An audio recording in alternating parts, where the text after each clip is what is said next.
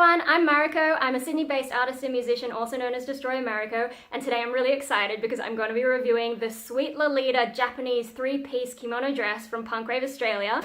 It just arrived this morning and I can't wait to open it, oh my god. Full disclosure, Punk Rave Australia actually sent this to me as a gift, but I got to choose the item and I'm always going to give you my honest opinion in every review. Now with that out of the way, and before I open this package, let me first tell you about why I chose the kimono and what some of my hopes and expectations are. So hopping over to the website, here's the Punk Rave Australia page for the Sweet Lolita Kimono.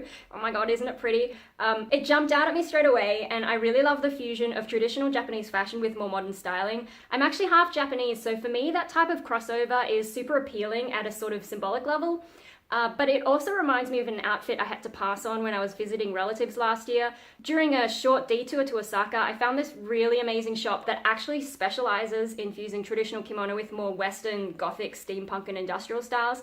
But a full outfit turned out to be more than $1,000 Australian, so I couldn't afford it. And I wasn't even allowed to take photos. So for the past year, I was actually feeling a bit sad every time I remembered it. But when I saw Punk Rave had something very similar, so excited! And it's actually also a much cuter style with a short skirt and those colors. Oh my god, guys. And I mean, I know they sent this to me as a free gift, but it's only $150 and it even qualifies for free postage. So I'm actually really glad now that I didn't spend that $1,000 on the one I found in Japan. I mean, wow.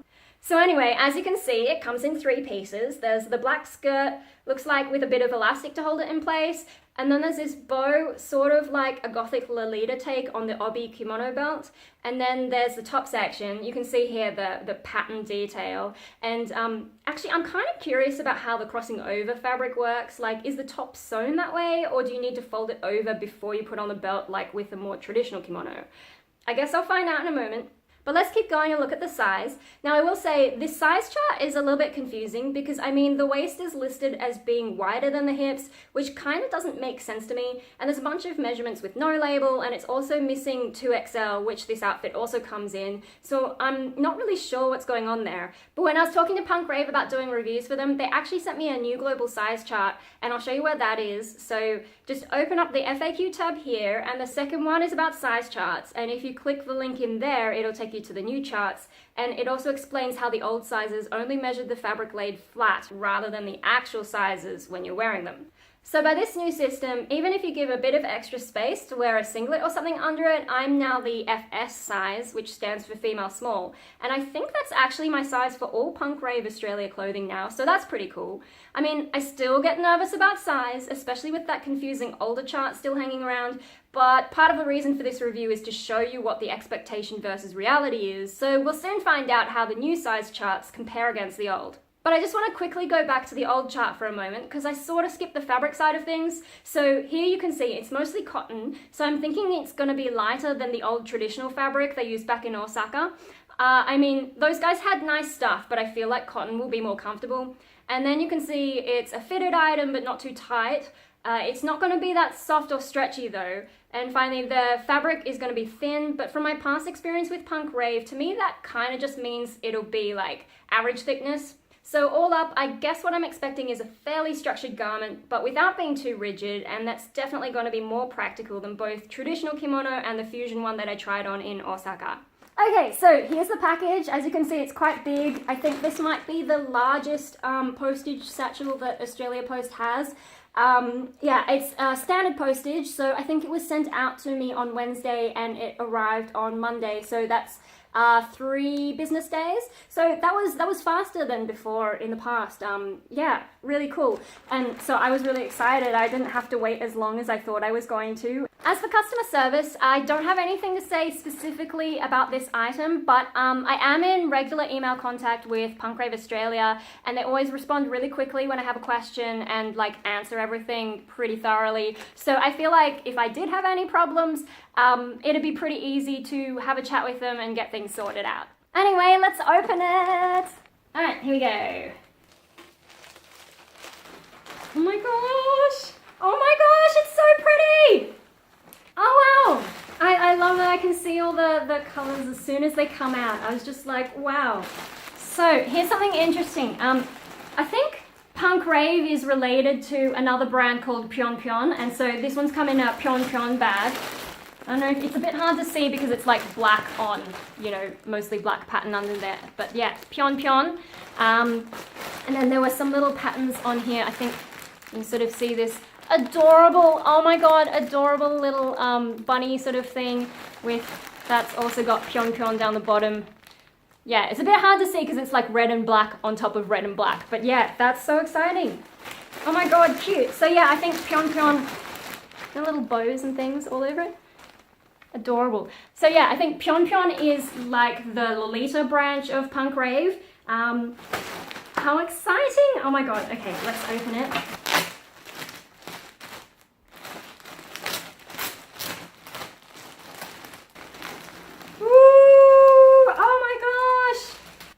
So we've got the skirt. Oh my gosh, cute. And can you see, I like that like it's black, but it also has the hint of the pattern underneath. It's sort of done as like, yeah, an edging underneath that lace. I don't know how well you can see. See, there's the lace.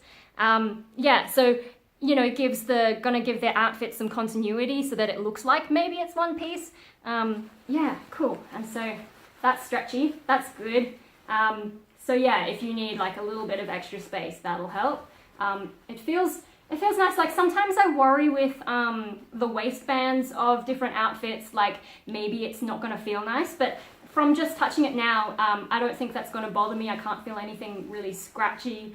So yeah, okay. So here is the bow. So I'll just like smooth it out. Oh, it's got like a little bit of a metal sort of thing so that you can shape it a bit better. That's kind of cool. So let's just, yeah, I guess because like they have to package it flat, that's a good way to, you know, get it back into shape. So that's really clever. Ah! And then I guess you tie it using the cords. And so here's the end of the cords here. I probably have to play around just to make sure I'm doing it right. But yeah, that's really cute. Sort of the decorative bow. On kimono you have obi, and that's like the belt, and then it ties up at the back, but you can get like pre-tied obi, and so I guess that's kind of like the function of this. Oh my god, it's so much bigger than I was like, yeah, wow. Oh, I just noticed. So actually, maybe those ties aren't so important.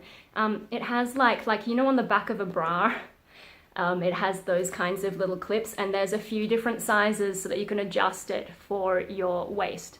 Oh, and here's actually, so it said 3-piece, but there's actually an extra piece for the belt, and that's how you get that extra stuff there. And what, is this stretchy? Oh, that is stretchy, so that's really good. Cool. And once again, it has these little bits that connect together. So yeah, neat. That makes it a little bit easier, I think. All right, let's look at the top now. Whoosh. Oh my god. Do I have enough space to actually show you? It's actually quite big. So here's the top, and if I can get the arm out. That's quite long. I'm going to have to show you more how that looks once I you know, do the full view, because that is quite big. Like, I don't know if you can see how long that is. Wow, exciting. Oh, and if you look like, I sort of saw a glimpse of this in the online picture, but you can see actually a lot better. I don't know how well this will show up on the camera, but can you see the black edging? And what's really exciting for me is now that I'm looking at it, there's actually dragons on this, and I really love dragons. I was sort of like, I mean, I love the patterning of this, but it is, you know, the flowers kind of look. And one of the things about that kimono in Osaka is it had dragon patterns on it. So I was like, oh, well, I guess like it's okay if there's no dragons, but there are dragons! Yay! I'm sorry to get all squealy, but it's got dragons on it, so now it's like got the perfect combination of patterns. Now the question that I was wondering before is how does this crossover work, right? What I've just noticed is it seems to have these little buttons.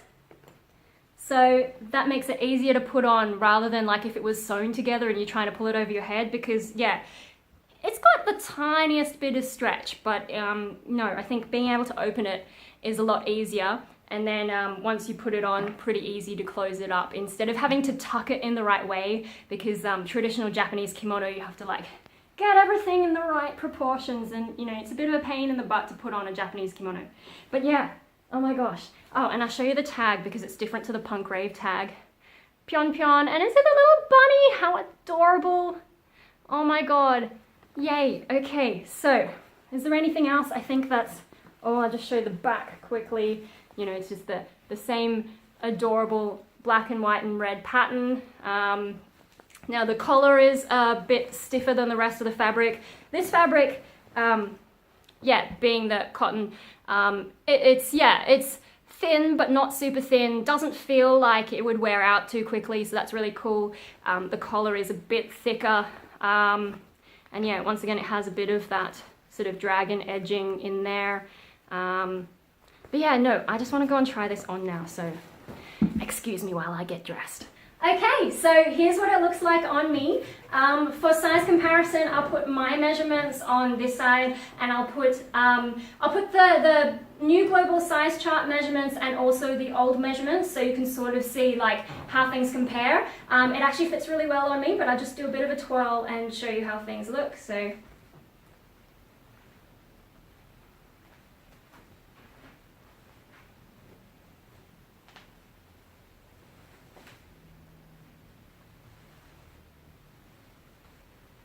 A quick close-up.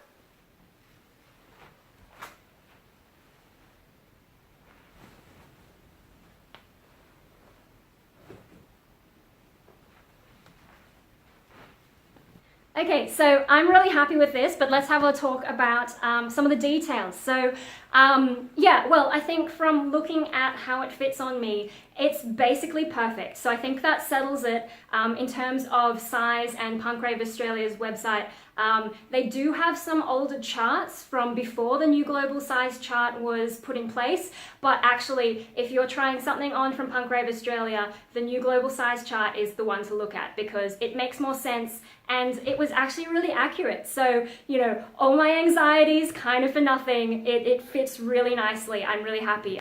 With this particular garment, I think the most important thing is the waist because, you know, the top is quite flowy. You actually do have some space in there. I mean, I've tucked things in to be a little bit like, you know, nicer shaped. And then, you know, the skirt kind of just does its thing. The skirt did have the elastic, but the elastic is so stretchy that it's fine. And yet what I'm actually, you know, with the stretchiness of those waistbands, sometimes I worry that like they're gonna, even though they're stretchy, once they squeeze back in, they're gonna be too tight. But I've actually got no problems with that. It's the way it's hugging my body is really nice. And then on top of it, so first of all, the belt, like the large belt, because of the stretchy bit, that fits really well as well without hugging me too tightly. And then with the outside the black belt, that connects up here, and you had those three options. I sort of played around. I think in the end I settled for the tightest option, but you know, I was sort of thinking, gee, if I've had a little bit too much to eat, I can open it up just by one, and I think that'd, you know, when you're having one of those days, that's really cool. And then you just sort of tie up this rope on the outside. I just sort of tied it loosely to make sure it sits the way that I want to sit.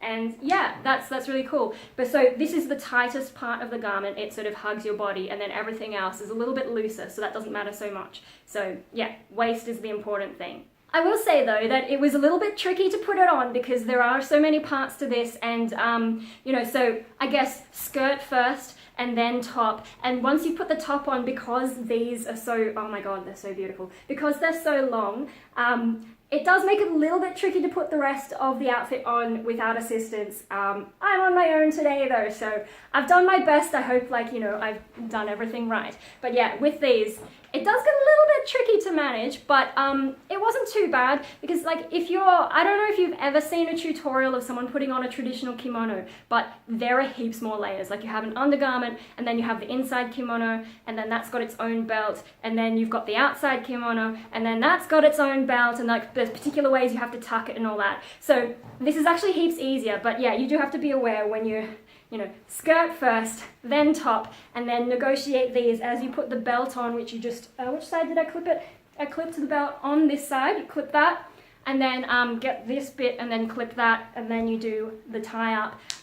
So yeah, with the arms, it was a little bit tricky, but kind of fun because I'm like, oh my god, you know, you don't forget that these are here. Oh, I love them so much. So yeah, a little bit entertaining trying to put it on. It took me a little bit of adjusting to make sure everything's right. Also, because I'm looking in the mirror, like to make sure that the bow is sitting nicely. I hope I've done a good job, but yeah, I can't quite see behind me. But yeah, no, really, it's so much easier than normal kimono. With the one, compared to the one in Osaka, I think it's fairly similar because that did have a similar number of parts. But yeah, I remember actually having to ask the girl, the shopkeeper, like, you know, how do I do this thing?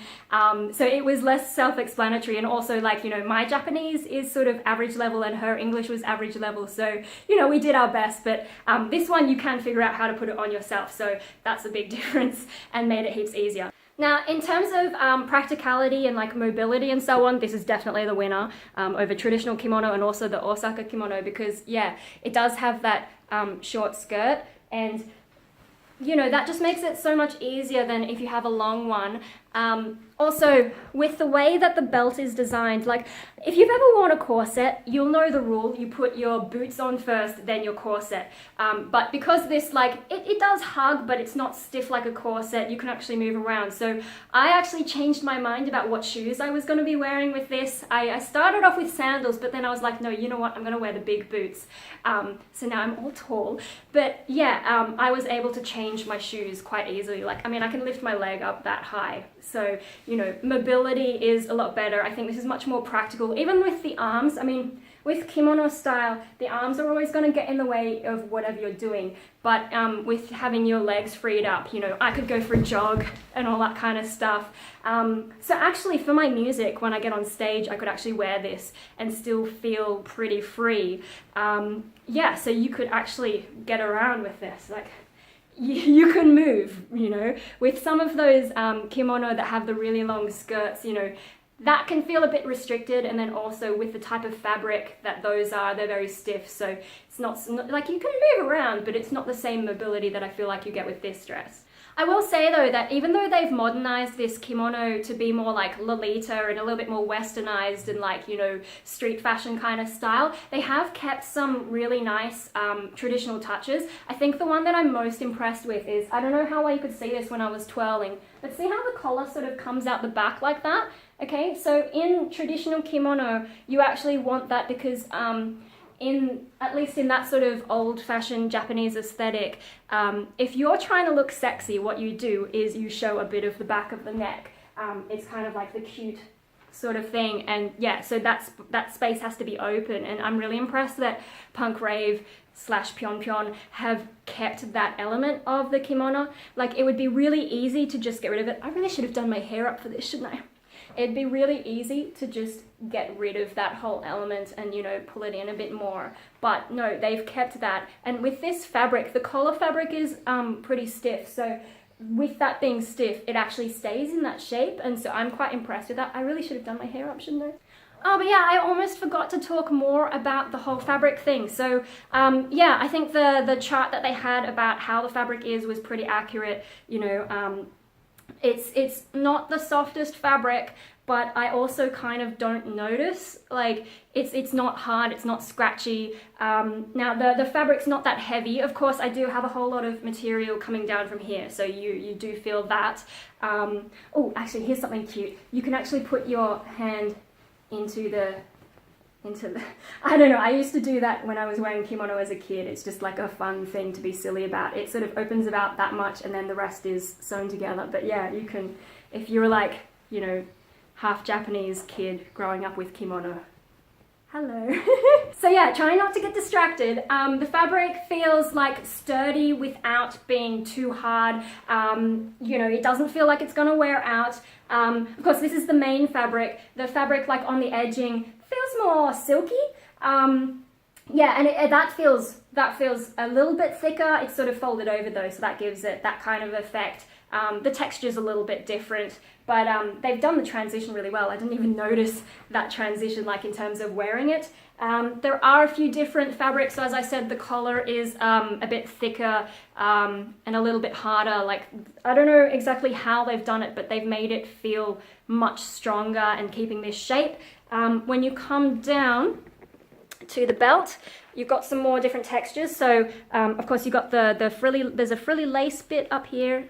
there, you can see that. Then you've got like, you know, some edging there, and then it's this silky part that comes down to here, and then they've got more frills. Then you've got this like cool, oh, how can you see that? You've got this cool stretchy sort of bit that hangs over this is the bottom of the top. And yeah, that effect's really cool. I didn't really notice that when I was looking at the online picture. Now with this belt, the thickness feels a bit similar to the collar, so maybe they've used the same process, but it's actually got that same dragon pattern that you have on the edging here, so that's exciting. And then the rope, you know, is own thing. I think these might be plastic or wood, I'm not sure. But they're really cute. And then you've got your tassels. Oh, the tassels feel really nice and silky. They're cool. And then of course you come all the way down to the skirt. Probably a little bit difficult to show. Oh, I didn't show you the layers of the skirt, did I? So first you have the mesh layer that ends in the frills, and then ends underneath that you've got the pattern of the main kimono section. Then if you lift that up, you've got do you call this mesh? I'm not really good with different kinds of fabric, but it's sort of, this mesh is a little bit scratchier, but that gives you, I guess, more of the volume in terms of the skirt. And then under that, so that I don't feel scratchy, is this sort of more silky fabric. So I'm not sure what that is. I mean, I know the website said it's mostly cotton, but I think this might be something else. It's not stretchy though, but yeah, it actually feels really nice because of that silkiness. So you've got your 3 layers in the skirt. And then, yeah, it's expands really nicely so that when it falls together, you get that volume and that shape that brings it out like that. But yeah, no, actually, this is much more comfortable than some of the other skirts I have that have this kind of meshing, because some of those, they don't have enough of this underskirt to stop it from touching your leg, so that actually scratches. But when I'm moving around, there's not so much of that. So actually, yeah, no, now that I think of it, I'm impressed with that the skirt doesn't bother me, because yeah, I bought so many nice skirts while I was in Japan, and some of them do feel scratchy. And like actually the mesh on this one is harder than some of those skirt meshes, but this outfit doesn't bother me in the same way. So actually that's really cool. So I hope that's not too confusing, because I'm kind of just like giving you my reaction on the spot. But yeah, this bit, the top bit, is sort of its own mesh, but that's like a really soft mesh. This bit's the hard mesh, and then this is the soft silky stuff again. Hope that makes sense. So I guess the last thing I have to say about this outfit is to do with like the temperature and what kind of weather you want to wear this out in, because there are a few different layers, and I feel like maybe the middle of summer is not the time for this kind of outfit, even though you do have, you know, the short skirt. So the kind of weather I'm thinking for just how I feel today is probably like late autumn or early winter. Although you could probably wear it in winter as well, like if you put on some leggings and, you know, something underneath to keep you a bit warm. It does have some space in here, so maybe the only thing you need to worry about is like the waist, but it does have, you know, maybe a centimeter or 2 that you could play with if you needed to put, you know, an inside jumper under there somehow. Yeah, just because today, like, it's about 30 degrees outside, and I don't think I would want to go for a walk in this. That's kind of what I'm saying. You know, like, it's not super thick here. I do still feel like it's holding in some of the warmth. So I'm not sure if that's because of the fabric or the pattern or whatever, or maybe it's just my core temperature, because the main layers are around here, and yeah, I do feel a bit warm in this sort of area, and maybe that's spreading to the rest. I think also because it's not like, you know, a sort of soft billowy kind of fabric, like it's the kind of fabric that will hang like this instead of blowing a lot in the breeze. I don't know if I'm explaining that really well, but it feels like the kind of fabric that, you know, if a breeze came along, it's not really going to cool you down a whole lot. So yeah, I think later into autumn and early winter, it's probably the better time, because yeah, even when I was putting it on, because like the house isn't that cool today, I was feeling a bit warm as I was putting it on. So that's something to be aware of. If you're looking for a summer outfit, I would say this isn't the thing. I know there are summer kimono, we call them yukata, but they are made of a much lighter fabric, whereas this is sort of an in-between fabric. So yeah, that's something good to know. If you are gonna go out in the hot weather though, I guess you could follow the pictures on the website. You know how she's got the umbrella and the fan? That might be a way to keep you cooler. But yeah, so I think that covers everything. I'm really happy with how it fits, how it feels, how it looks. I should probably do my hair up when I'm going to wear it though. I'm really happy with the mobility as well because especially being a performer but also just being a practical person, I like that, you know, the short skirt means I could actually get out and, you know, dance and all that kind of stuff. So yeah, I think all round this is just a really great outfit, and I love that it sort of brings me back a bit more to like my Japanese background. That whole fusion is really cool. So yeah, I think that's all I've got to say for now. So I'm gonna wrap up this video. I hope you enjoyed it. Let me know what you think, and I will see you guys all next time.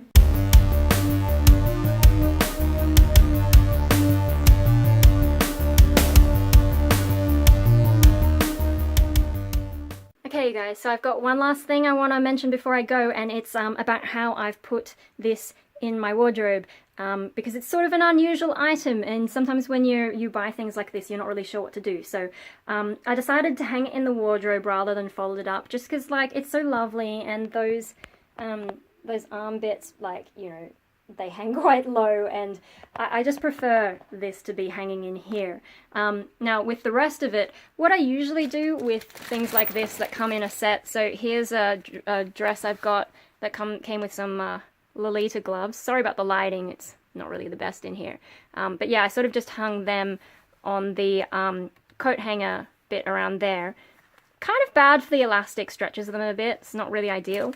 But with this, because it comes with like the two belt bits and the skirt, what I actually did is I kept the pyon bag and I've put everything in there, and that's just, I cut a hole in both sides of the bag and just threaded my coat hanger through that. So yeah, now a little bit hard while I'm holding the camera, but yeah, you can see it's sort of just on there. So the skirt and the two belt bits are in there. And that's easier because, I mean, I probably could have hung at least one bit of the belt, but the bow itself was a bit too much. So yeah, that was going to be too difficult, and this is how I decided to solve the problem.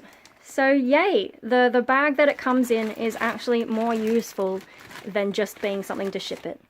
Alright, that's all for now, and I will see you guys next time.